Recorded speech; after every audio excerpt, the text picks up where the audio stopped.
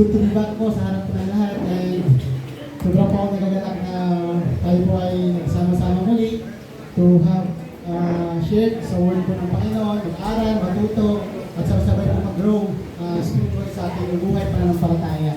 And before po tayo mag-start, gusto ko lang po sanang batiin niyo po yung mga katabi mo na praise God sa buhay niyo. Left and right po.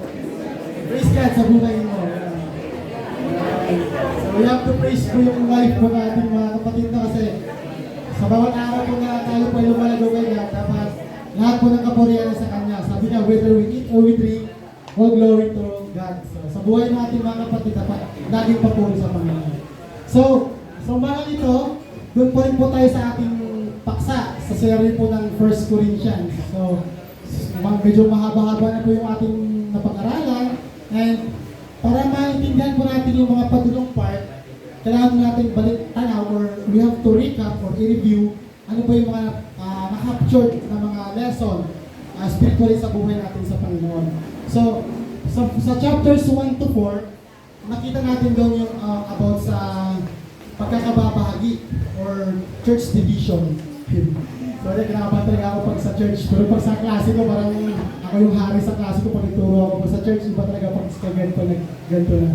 So, sa chapters 1 to 4, church division, nakita natin doon na parang may popularity contest sa ministry ni Paul sa Corinthian. Kaya Paulo ako, kay Pablo ako, nagsabi naman na kay Kristo ako. But what we have learned or ano yung ating natutunan doon sa chapters 1 to 4 ay ito. Tayo'y mga Kristiyano ay pawang kamanggagawa sa atas ng Panginoon. So dapat clear po sa ating mind na tayong lahat ay laborer lang ng Panginoon. Hindi po tayo makikipag-kompetensya o makipag-popularity contest sa bawat isa. Kay Kuya Rico ako, kay Kuya Boyd ako, kay Kuya Charlie ako, kay Kuya Joe ako. Wala pong ganun sa ministry. Okay po? Klaro po yun sa chapters 1 to 4. And klaro din po yung headship or yung lordship ni Christ doon. Na si Christ yung ulo ng iglesia.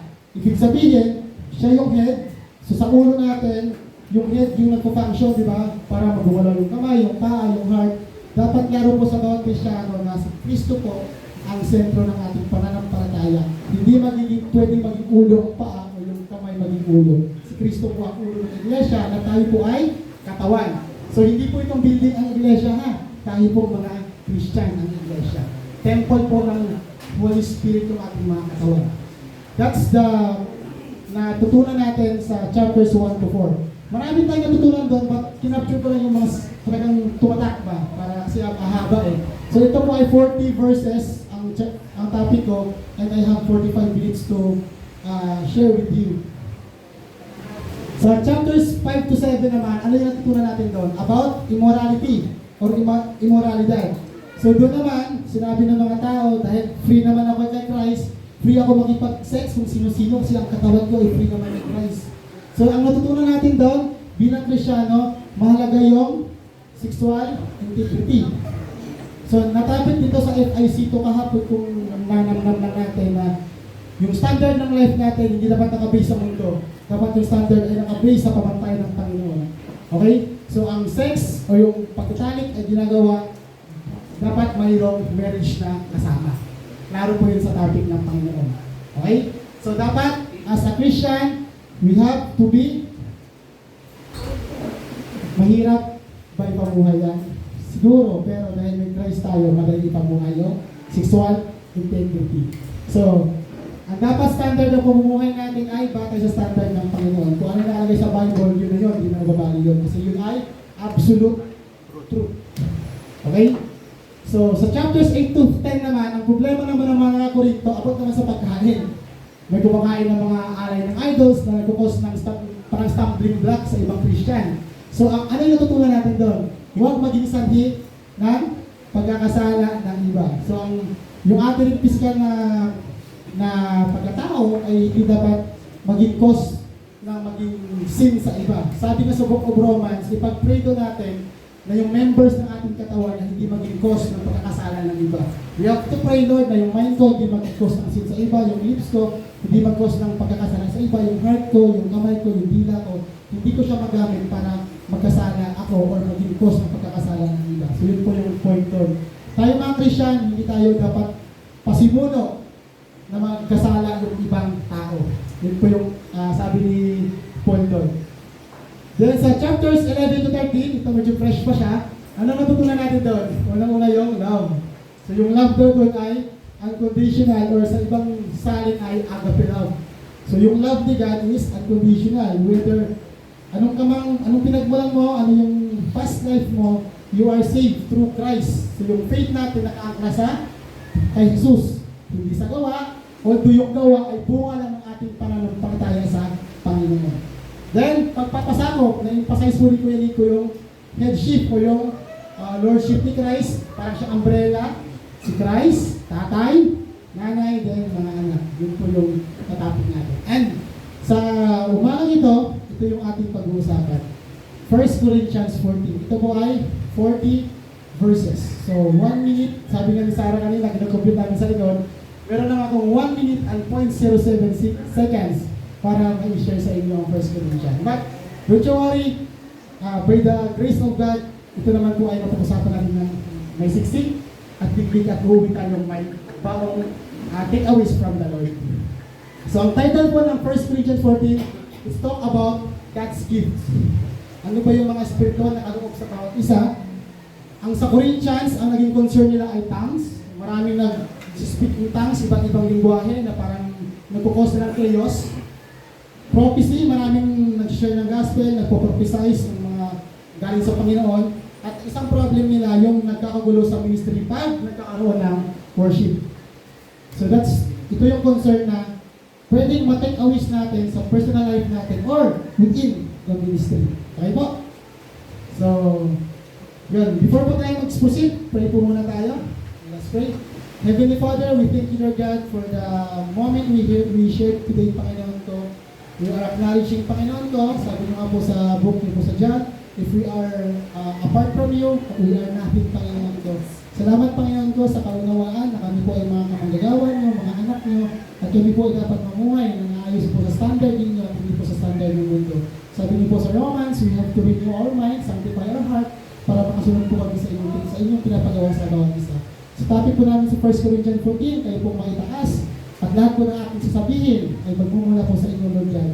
Make me as your vessel, Panginoon ko, as a portal, Panginoon ko, na inyong pagpapala, na uuwi po aking mga kapatid na bawat-bawat po yung salita, at sa buong buhay nila, Panginoon ko, sa mundo, ay magamit nila ito against kay Satan, against sa world, against sa mga sa flesh, Panginoon ko. Salamat, Panginoon ko, sa pangalan ni Jesus. Amen. Ayun. So, okay po, let's start. So, before po tayo mag-start doon, it talks about gifts, di ba? Baka mamaya magkakarambulan sa mind kung ano po yung spiritual na kaloob. Dapat naruhin muna natin itong dalawang bagay na ito. Sa ministry, ito yung cause ng chaos minsan, nagkakagulo.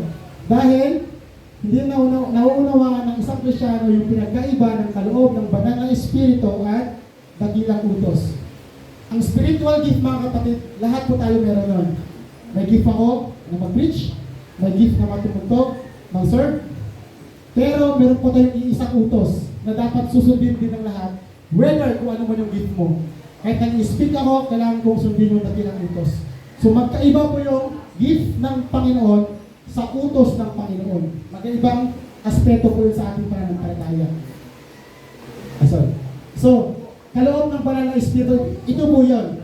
Sabi dyan, naglagay ang Diyos sa iglesia, una ng mga apostol, so may gift of pagiging apostol, propeta, guro, naglagay siya ng mga gumagawa ng himala, nagpapagaling ng may sakit, tagapangasiwa, server ng church, ano ba? At nagsasalita sa iba't ibang wika. That's the gift. Iba-iba po ang gift ng bawat isa sa loob ng church. May gift ng pag-serve, may gift ng pag-speak, may gift ng pag-uunawa, may talents. Lahat po yun ay magkakaiba tayo ng gift sa Panginoon. Dapat klaro po sa isang Kristyano yun. Kasi mamaya malalaman natin ba't ano naging resulta kung hindi mo alam yung gift mo at nangyari yun sa 1 Corinthians 14. And ano naman yung dakilang utos? Klaro po sa atin ito. Kahit ako teacher, dapat mag-share ako ng gospel. Kahit tumutugtog ako, mag-share ako ng gospel. Kasi ito yung utos.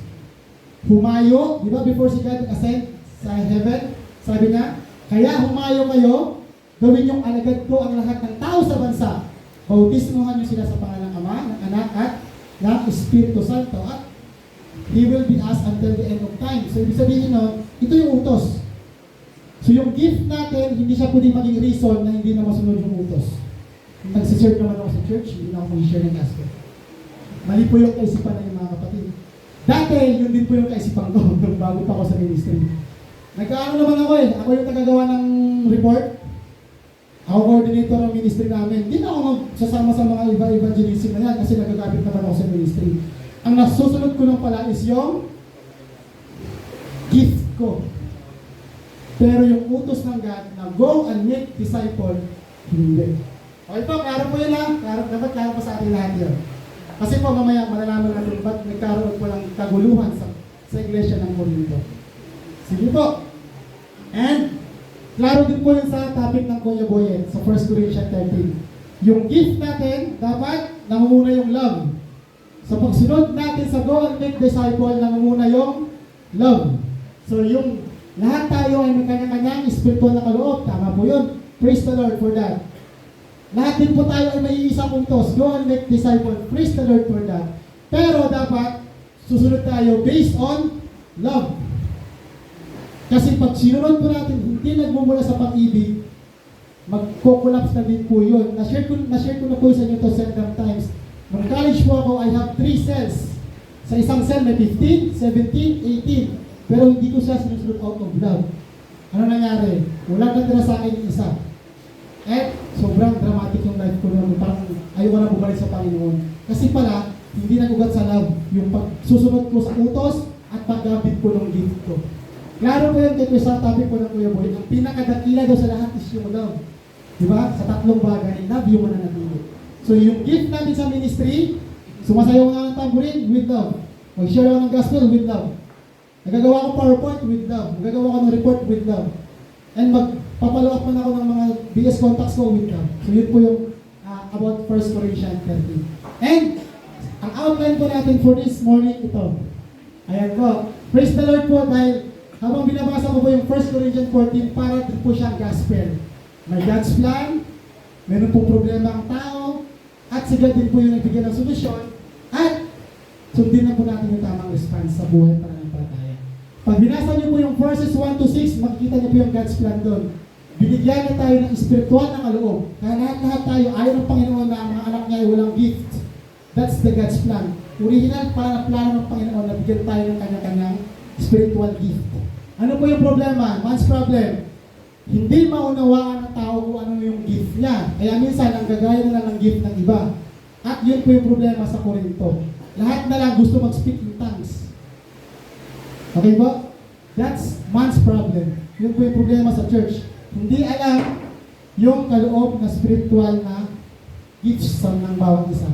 Ano po yung response ng Panginoon? Pag binasa niyo po yung verse 13 to 25, makita niyo po yung sigat din po ang sumagot ng problema natin. Pinagkaloob po yung banal na espiritu. Naroon na we have to pray, we have to ask wisdom from God para ma-discern natin kung anong gift meron ako. Para magamit po na tama yun sa ministry. At binasa niyo po yung verses 26 to 40, dun po yung response. Lahat ng ginagawa sa ministry daw po, sabi ng Apostle Paul, gawin ang mga bagay sa wasto at maayos na paraan. I praise God sa topic na meron tayo ngayon. Kahit ito lang po yung maunawaan natin ngayong hapon, uuwi po tayo, I think po, buong-buo na po yung ating buhay Kristyano sa apat na bagay na po. Alam natin na ang Diyos ay may plano, may gift tayo lahat, praise God for that. May problema, minsan, nagkaka-rumble-rumble sa mic, ano bang gift ko? Baka si leader lang nagsasabi na mag-piano ako, hindi ko pala gift talaga yon. And that solution, hindi mo alam, you have to pray, Lord, ano bang gift mo sa akin? Through Holy Spirit. And response, pag nakuha mo na yung gift mo, gawin ng maayos at wasto sa iglesia. Okay po? Sige po, let's, para hima-himayin pa natin itong topic na to. God's plan, muna. Binigyan tayo ng spiritual na kaloob. Basahin po natin muna para maklaro lang po. So, verses 1 to 4, sabi dyan, pakamitiin ninyo ang pag-ibig, hangarin ninyo ang kaloob ng Espiritu, lalong-lalo na ang makapagsalita ng mensahe mula sa Diyos o sa Panginoon. Ang nagsasalita sa iba't ibang wika sa Diyos ay nag-ipag-usap sa Diyos, hindi sa tao. Ngunit, nagsasalita siya ng hiwaga sa tulong ng Espiritu Santo. Sa 3, sa kabilang dako, ang nagsasalita ng mensahe mula sa Diyos ay nagsasalita sa mga tao upang patibayin ang kanilang pananampalataya, palakasin ang kanilang loob at sila ay aliwin. Sa 4, ang sariling pananampalataya ang pinapatibay ng nagsasalita ng iba't ibang wika. Ngunit ang iglesia o ang church ang pinapatibay ng nagsasalita ng mensahe mula sa Diyos. So, if we digest po yung sasabi ni Paul dyan, papasok lang po siya dito. Targetin daw muna natin yung love.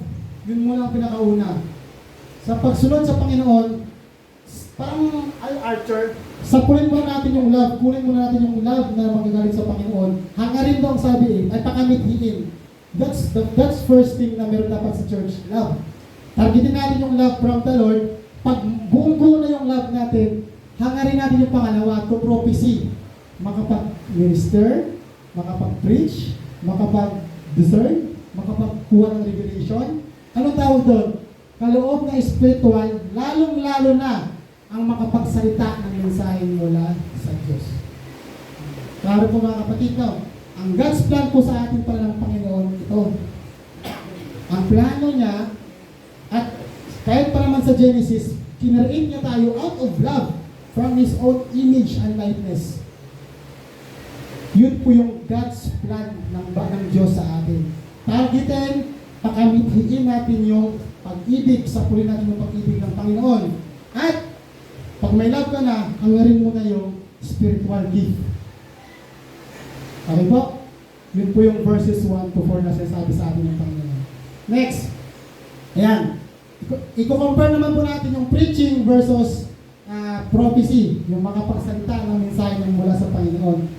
Pag sinabing preaching, may merge daw ng gift mula sa God ng pag-teach, pag-Bible study, and pag-exhort ng Word ng God. That's preaching. Parang ginagawa ko. Nag-preach ako sa inyo. Ano naman po yung prophecy? May elemento siya ng prediction, kagaya ng ginawa ni Isaiah. Na-predict ni Isaiah na ipapanganak ang isang Kristo sa virgin na babae. Na-predict ni The Dreamer, sino si The Dreamer? Si Joseph The Dreamer na magkaroon ng tagtuyot. That's prophecy. Sino ba nagpo-prepare sa Bible na merong gift of prophecy? Marami. Si Elijah, si David, lahat sila ay may gift of prophecy. Mga nangyayari sa inaharap na nai-explain nila ng maayos. Okay po? That's prophecy niya. Ang tanong, Kuya, pwede bang isa lang dyan ang uhuli ko? Mag-preach lang ako pero hindi ako magpo-prophecy. Hindi po. Hindi siya pwede. Binasa ko pa yung Bible, hindi siya pwede. Bakit? Si Jesus po ang ating panuntunan, di ba? GMP. Jesus Ministry Pattern. Yung pag-preach, nagawa po ni Jesus yan. Tama? Nag-preach siya sa maraming tao, magsisi, tumalikod, sumunod sa Panginoon. Nag-prophecy din siya. Mamamatay ako, pero in the third day, I will rise again. That's prophecy.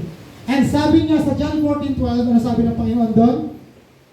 Pakatandaan ninyo, ang nanalig sa akin ay makakagawa ng mga ginagawa ko at higit pa. So as a child of God, magagawa natin mag-preach, magagawa natin mag-prophecy, or more. Sino nagsabi nun? Si Jesus.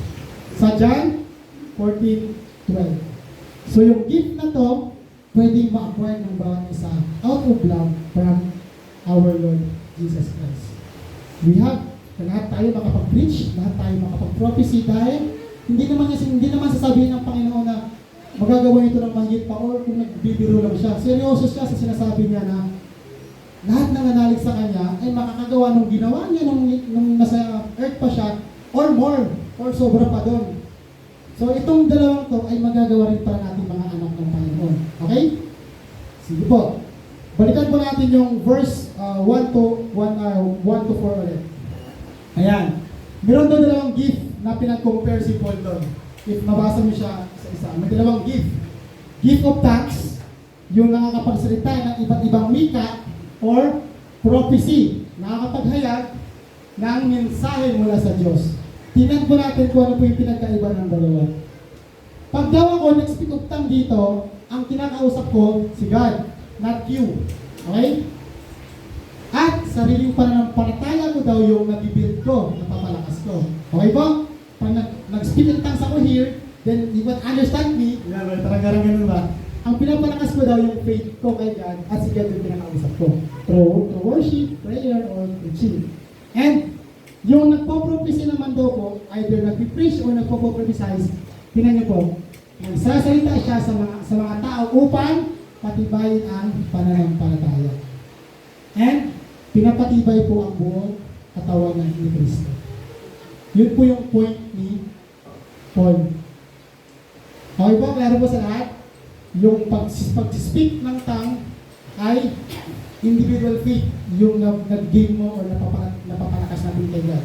Pero pag ako nag-prophecy dito na, ay next week magkakabaha, huwag kayo pumunta doon, maliligtas ko kayong lahat. Amen po ba doon? Pag nag-prophesize ako na, ay bukas magkakalindol, walang pupunta sa punong bundok, sabi sa akin ng Panginoon, maliligtas ko kayong lahat. Amen ba? That's the different thing between tongues and prophecy. And I praise God talagang for 1 week and 2 days ko siya ginayang time together with my buddies kasi sa office. I praise God po na naunawaan ko po itong dalawang bagay nito. Sige po, let's continue po. Sa verse 5, nais ko sana kayong lahat ay makapagsalita ng iba't ibang wika. Ngunit, mas gusto ko kayo makapagsalita ng mensahe mula sa Diyos. Higit na mahalaga ang nagsasalita ng mensahe mula sa Diyos kaysa nagsasalita ng iba't ibang wika. Maliban na lamang kung may magpapaliwanag ng kanyang sinasabi sa iglesia para daw mas strong yung iglesia. Ano po yung makukuha natin doon? Yung speak of tongue, dapat may i-interpret. Kung nag-abla-abla ako dito, ako na nakakaintindi, walang gain yun sa inyo. Dapat daw may papaliwanag, sabi ko. Kaya nga mga kapatid, kung pumunta man ako riyan at magsalita sa inyo ng iba't ibang wika, ano pakinabang nyo sa akin? Parang ako, parang Mindanao ako, bigla ako nagbisaya dito, ano pakinabang nyo sa akin? May buntag sa tinan na ako karon diri, paginaw mo sa akong istorya, ano naging nyo? Hindi nyo naintindihan. Yun din yung sinasabi ni Paul sa Corinto. Ano daw pakinabang ng tao na i-speak ng tongue kung walang nagpapaliwanag? Sige po. Wala. Sabi ni Paul, wala. Makikinabang lamang kayo kung tuturuan kayo ng kayong magpahayag ng Diyos ng kaalaman mula sa Kanya, ng mensahe mula sa Diyos at ng mga aral. Doon yung magiging natin. Pagkumparahin po rin natin para mas maklaro. Ayan. Kaloob na espiritual. Yung magsalita ng mensahe mula sa Diyos at pagsasalita sa wikang hindi alam or speaking tongues, hindi naman siya sinasabi ni Paul na hindi siya tama. Parehas naman sila mahalaga. Pero, mahigit na mahalaga. Kasi nga sinabi ko kanina, pag ako nakapag-prophecy, buong church yung makikinabang. Pag ako nag-speak of tongue na wala naman nag-explain, sariling faith ko lang ang napalakas ko. Nakakuha niyo po yung diagram na ginawa ko. Yung mag-speak of tongue ka at meron kang prophecy, para siya mahalaga kasi gift siya ng Panginoon. Pero meron lang daw higit na mahalaga. Mas lamang lang daw yung pagpo-prophecy sa speak of tongue ng konti. Kasi nga yung speak of tongue, sariling pananampalataya ko, ano pang katatag ko, while yung pagpo-prophecy, pag-preach at pag-share ng gospel, pag-Bible study, pag-cell group ko, pag-share ko ng Word of God, iglesia o maraming tao ang nakikinabang. Okay po ha? Kalaruhin ko na po. Hindi po sinasabi ng Panginoon na katawa-katawa or mali ang pag-speak of God. Parehas silang mahalaga pero higit lang na mahalaga yung isa. May order ba? Tatay, nanay, anak, same na din po dito. Love, prophecy, speak of God. Amen po ha? Amen po. Nakakuha pa po mga kapatid. So next po, continue po tayo. So klaro po ito ha. Next, we have man's problem. Hindi maunawaan ang sariling kaloob ng Panginoon. So nasa pangalawang topic na tayo. Ayun. Maging sa 7, maging sa mga instrumentong walang buhay tulad ng flauta at alpa, paano malalaman ninyo man kung ano ang tinutugtog kung hindi malinaw ang tunog ng nota? At kung hindi malinaw ang tunog ng trompeta, sino ang maghahanda sa pagkipaglaban? Ngayon naman, paano malalaman ninyo ang ibig niyang sabihin kung magsasalita kayo sa pamamagitan ng wikang hindi naman nila naunawaan para kayong nakikipag-usap sa hangin? Maraming iba't ibang wika sa daigdig at ang bawat isa ay may kahulugan. Ngunit kung hindi ako marunong ng wikang ginagamit ng aking kausap, hindi kami magkakaintindihan. Ito po yung sinasabi ni Paul, na yung gift natin dapat malinaw. Pag hindi malinaw, hindi maintindihan, malabo, parang nagsasalita sa hangin. Ano mangyayari? Magkakagulo. At ang application nito sa ministry, pag hindi ko alam yung gift ko, nakikigaya ko ng gift ng iba, magkakagulo. Kasi hindi malinaw sa akin yung gift ko, at hindi rin malinaw sa ministry. Okay po? Kung hindi daw malinaw, magkakagulo. Kung hindi daw malinaw, parang nagsasalita sa hangin. Kung hindi daw po naintindihan, walang magbe-benefit sa ministry. Okay po, yan po yung problema natin sa atin po sa ministry. And ano po yung solution ng God doon ito? Balik po tayo sa diagram. Sa verse 12, ito po yung sasabi dyan. Yamang naghahangat kayo ng kaloob sa Espiritu, di ba lahat naman tayo, sino ang ayaw ng gift from God? Di ba lahat gusto ng gift from the God? Kasi nga libre, by the grace of God, we are being saved. So yung gift ay kaloob na libre, walang bayad. So lahat tayo nag-aasam ng libreng gift from God. Tama? Yaman man lang daw na gusto natin ng gift from God, hangarin na daw natin yung sumagana na kaloob na makapagpatibay sa iglesia. If we pray to the Lord about gifts, i-pray natin, Lord, bigyan niyo po ako ng gift to prophecy at matulungan ko yung kapwa ko Kristyano sa pananampalataya. Okay po? Again, hindi po mali mag-speak in tongue. Hindi po yung siya tinatanggal po sa ministry. Pero if we pray for gift, ask God kung ano yung gift na makakapagpatibay sa church o sa iglesia. Okay po? Pangatlong topic, ayun, nakaka-26 minutes na ako. So, pili nyo po munang basahin kung ano pa yung pangatlong topic. Sabay-sabay po kayo. 1, 2, 3, go! Ayun, yung po yung technique para makailan ng tubig. So, una, meron po tayong God's plan. Ano yung plan ng Panginoon? Lahat tayo ay dapat may gift. Pangalawa, nagka-problema, nagkalabo-labo, hindi mo nawaan kung ano yung gift. Yung pangatlo, God's solution. Sa problema ngayon, alam natin lahat na hindi natin masusolusyonan niya. Walang problema sa mundo na tayo ang makakasolusyon, si God ang talaga. At yung solusyon niya, ito. Sa verse 13, dahil dito, kailangan manalangin ang nagsasalita ng iba't ibang wika na bigyan siya ng kaloob na magpaliwanag dito. Kung nananalangin ako sa wikang iyan, nananalangin ang aking espiritu, ngunit nakikinabang ang aking isip. Ano ang dapat kong gawin? Hindi ko alam anong meron akong spirit ko, anong gift ko, anong dapat kong gawin, Lord? Yan po ang sabi ng Panginoon. Mananalangin ako sa pamamagitan ng aking espiritu. If hindi pa clear yung gift ng bawat isa, pray, Lord, ano po yung gift ko?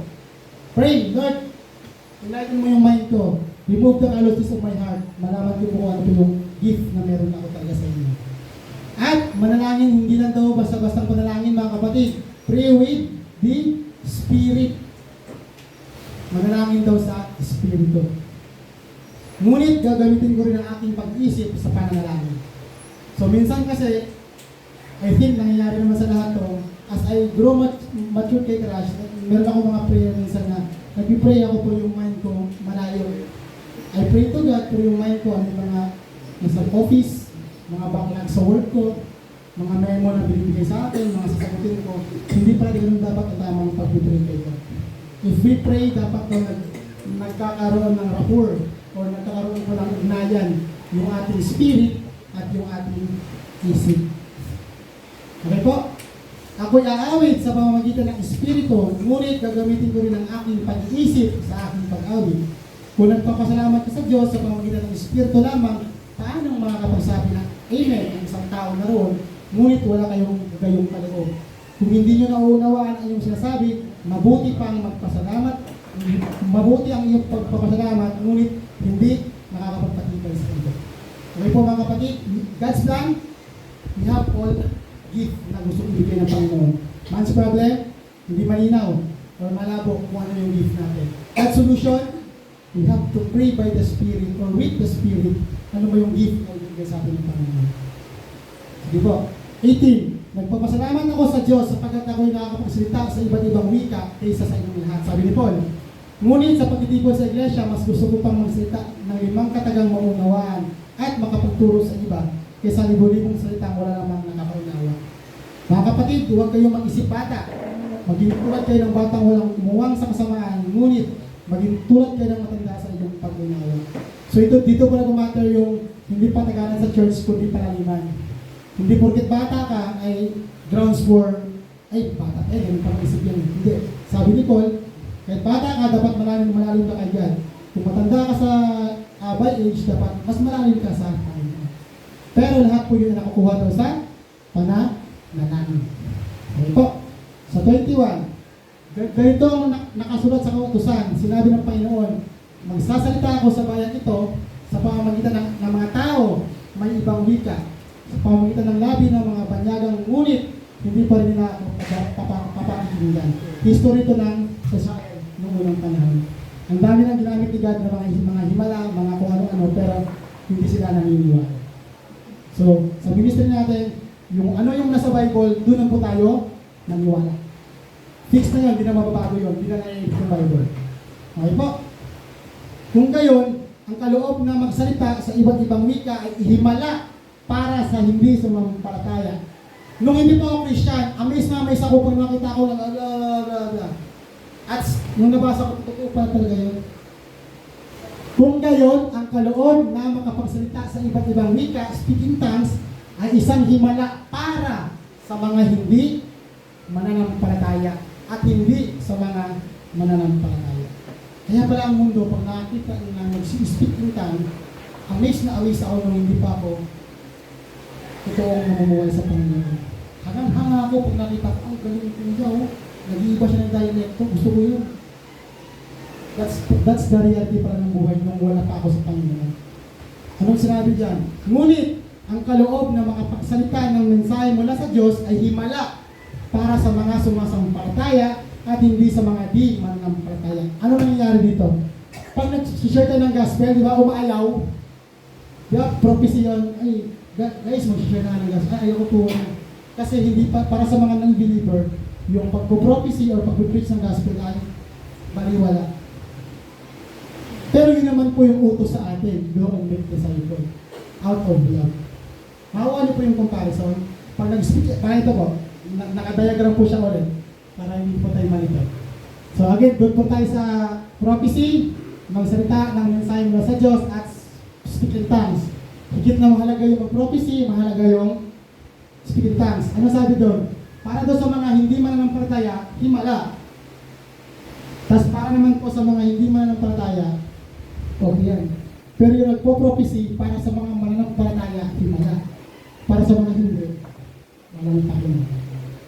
And I praise God na lahat tayo ay nakakakilala sa Panginoon. At para sa atin, himala ang mag-prophecy ng isang kapatid sa mananampalataya.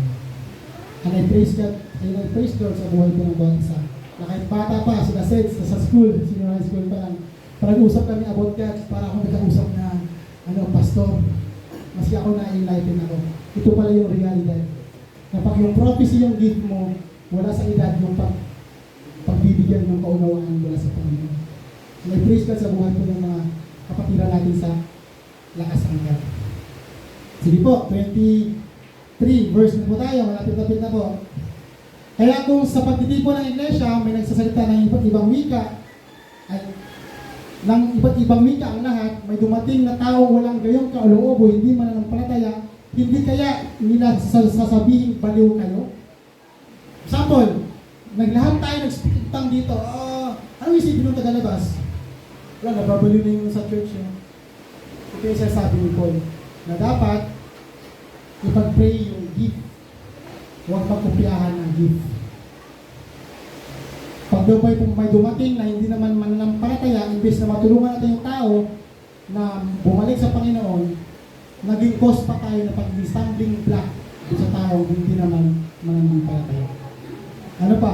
Ngunit kung ang lahat ay nagsasalita, I praise God, kung ang lahat ko sa atin nag-preach ng gospel o nagpo-prophecy, tinan niyo po, ngunit kung ang lahat ay nagsasalita ng mensahe mula sa Diyos, at dumating doon ang isang taong walang gayong kaloob o hindi yung sumasampalataya, malalaman niyang siya'y makasalanan, hahatulan niya ang lahat ng kanyang naririnig, at mabubunyag ang lihim ng kanyang puso, kaya't luluhod siya sa samba sa Diyos at sasabihin niyang tunay ng kasama ninyo ang Diyos.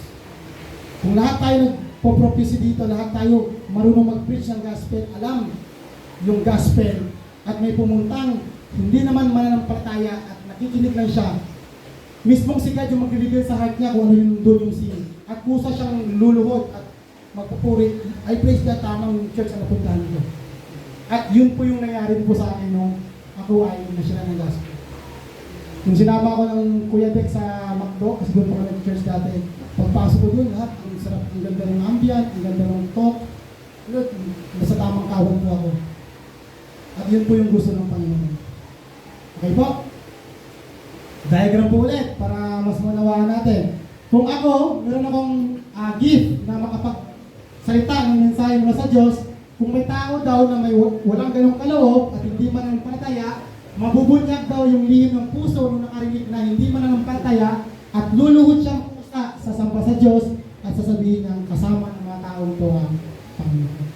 Pero pag ako daw ay nag-gift ng speak of tongue, kung lahat daw ay nagsasalita ng wikang hindi alam, isipin na baliw ng taong walang ganong kaloob.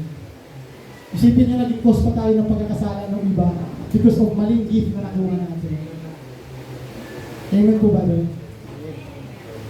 Sige po, panghuling topic. Man's response. Gawin ang mga bagay na basto at maayos na paraan.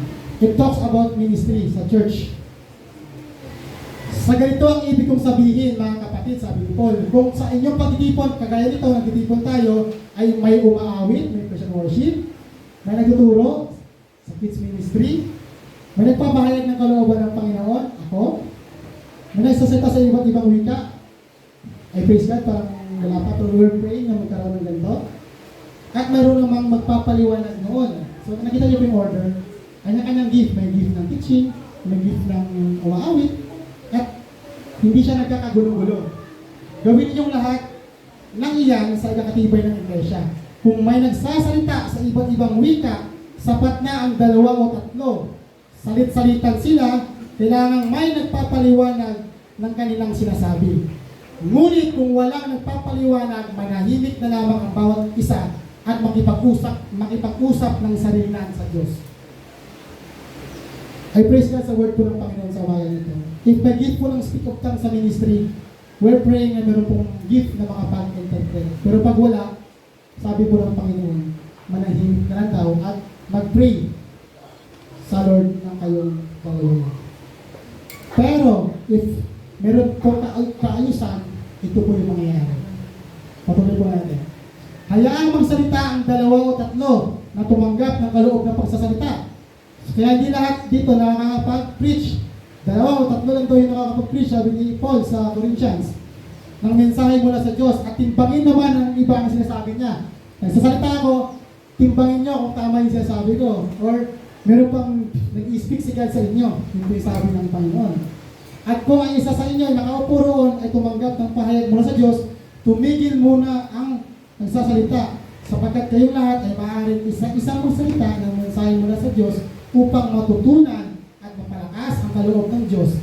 Ang kaloob na pagsasalita ng mensahe mula sa Diyos ay dapat napigil ng mga tumatanggap ng kalooban ng Diyos. Ito po mga kapatid na bagan ka sa verse 23. Sapagkat ang Diyos ay hindi Diyos ng kaguluhan, kundi kapayapaan. Ayaw niyo po nang sa church nung nagkakagulo yung mayroon po mga insecure. Gift ng kapatid yun eh. Ay, hindi pwede yan siya kasi insecure ba? Kaya tandaan natin sa buko ng Genesis, ang sabi po ng Panginoon, nagkarapatan lang tayo mamahala sa mga ibon at mga halaman. Kaya tayong karapatan, ano yung ating mga kapatid. Last 5 minutes na sense. I-set po yun na tayo for last 5 minutes na po ako. Sige po, ito po yun. Sapagkat ang Diyos ay hindi Diyos ng kaguluhan kundi kapayapaan. Sa ministry daw po, ito daw po yung gustong ipapagawa ng Panginoon.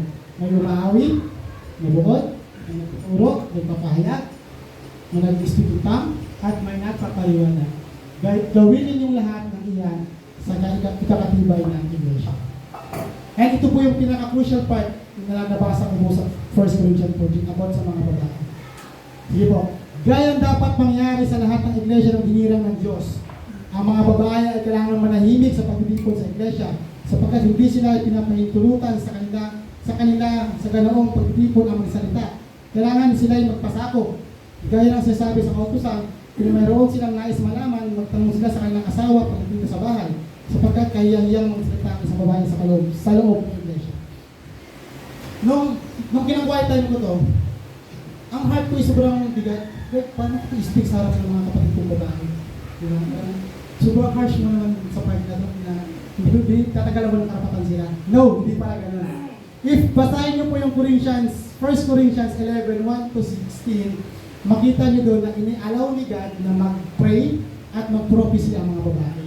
Pero ang hindi lang niya ina-allow, masira yung headship, yung order. Kaya sa ministry, clear yung message ng Panginoon. Ang ating mga ate ay support. Amen po ba doon? Support. Hindi ngayon tinatanggalan ng Panginoon ng karapatang magsalita, mag-pray, mag-prophecy, pero wag doon natin sirain yung kanya order. Sa church natin, mayroon tayong Kuya Boyet, mayroon tayong mga tatay, mga nanay. If mayroon pong decision making, dapat masusunod yung order ni God. Kasi iniiwasan ni God na mangyari yung nangyari sa Garden of Eden. Praise God na nabasa ko. Hindi pala gano'n, hindi pala namin kayo tinatanggalan ng karapatan. Pero pag sa loob ng ministry, dapat masunod din ang order ng Panginoon, kagaya ng pagsunod ng order sa bahay. Same lang po ng concept. Kung sa bahay nyo, sinanay na susunod, hindi po yung kalooban ng Panginoon. Kasi ang kalooban ng Panginoon, tatay, ang head ng family. At sa church, mga lalaki ang binigyan ng karapatang mamuno sa isang ministry. Pero, ang mga babae, ay praise God sa buhay ng mga ate, full support sila sa ministry. Okay po? So, sunod nga po sa 1 Corinthians 1 to 16, klaro naman po doon na hindi talaga inaalisan ng Panginoon ng karapatan ng mga babae. But, wag lang masira yung order na sinet niya mismo. Siya nag-set kasi ng order na yan. Pero, support po ang mga kababae. You can use your gift, you can use your talents, pero sa ministry ang pag-uusapan, laging lalaki ang head. At si Christ yung head ng lalaki. Nakakuha niyo po? Christ na yung babae. Sa bahay natin, Christ, tatay, nanay. I praise God for God. Then, last verse. Extend po ako ng mga 2 minutes po siguro or 3. Inakala ba ninyo sa inyo nagmula ang salita ng Diyos o kayo lamang tumanggap nito? Kung inakala ninyo man na siya ay propeta o mayroong espiritual na kaloob, dapat niyang kilalanin ang isinusulat ko sa inyo ay utos ng Panginoon. Ito po yung sinasabi ni Paul. Kung inakala po natin na tayo po ay may mga gift, dapat alamin din natin na si God din ang nagsabi ng command na yun, yung order. Kasi ang nangyayari sa iglesia ng Corinto, dahil lahat ng mga babae may gift din, ino-overpower nila yung mga lalaki. Ang sinasabi ni Paul, kung kayong mga babae sa Corinto, alam niyo yung gift nyo, alamin nyo rin na may utos si God. Ano yun? Ayong order. Pinapaklaro lang ni Paul na hindi mali ang magkaroon ng gift, hindi mali ang magkaroon ng ganito, pero dapat masunod yung set of order na sinet mismo na Panginoon. Okay po? Ito po yun. Headship or God's design. Ito po yung nasabi ni Paul sa taga-Corinto. At magagamit po natin sa ating ministry. Okay po? Okay, praise God po. Last po. Ano po yung ating mga natutunan ngayong umaga? So, parang synthesis na po siya or review. Una po, ito po yung ating natutunan. Sabay po tayo. God's plan. Binigyan tayo ng espiritual na mga kaloob. Lahat po tayo meron yun. Ano po yung naging problema? Hindi maunawaan ang sariling espiritual na kaloob. Ano po yung God's solution? Pinagkaloob ang banal na espiritu. Ano po yung response natin? Gawin ang mga bagay sa wasto at maayos na paraan. For the challenge po, ito rin po yung challenge ko sa inyo. I challenge you mga kapatid, if you are praying for your gift, sabi po sa verse 12, yaman naghahangat kayo ng spiritual na kaloob or spiritual gift, sikapin ninyong sumagana kayo sa mga kaloob na makapagpatibay sa iglesia. Yun po yung challenge ko sa ating lahat. And pangalawang challenge po, sa ministry naman po, tayo lahat po yung kanya-kanyang gift. Sa verse 40, kaya lang, gawin ko natin lahat ang mga bagay sa wasto at maayos na paraan. Kahit ano po yung gift ninyo, huwag po ating baliwalain yung order ng Panginoon. And tanong, dalawa lang po. Unang tanong, malinaw ba sa iyo kung anong spiritual na kaloob ang meron ka? At follow-up question po, at nagagamit mo ba ito para mapatatag ang iglesia? That's number 1. Pangalawa po, kung hindi naman malinaw, it is okay, you have to pray kung sino mo yung kapartner mo o sa business leader mo para makuha mo yung spiritual gift ni God para sa iyo. Okay, praise God po mga kapatid, let's pray po. Dakilang Diyos na aming Ama, salamat po God sa presente nito sa aming service Panginoon ko. Salamat po Lord God ng parang na Espiritu na siya po nagpapaliwanag, maunawaan po na aking mga kapatid kung ano po yung plano sa amin at kung saan po kami nagkakaroon ng problema at alam din po namin sa bawat problema kayo po ang nagbibigay ng solusyon at ang solusyon ay tamang response po namin sa aming buhay pananampalataya.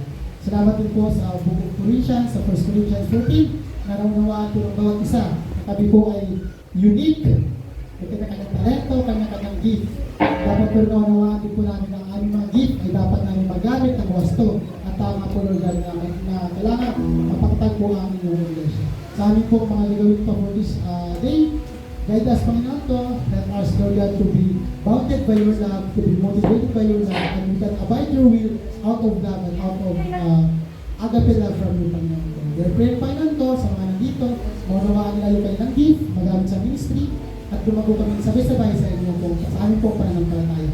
Salamat po sa buhay ng mga nandito. Sa pangalan ni Jesus, Amen.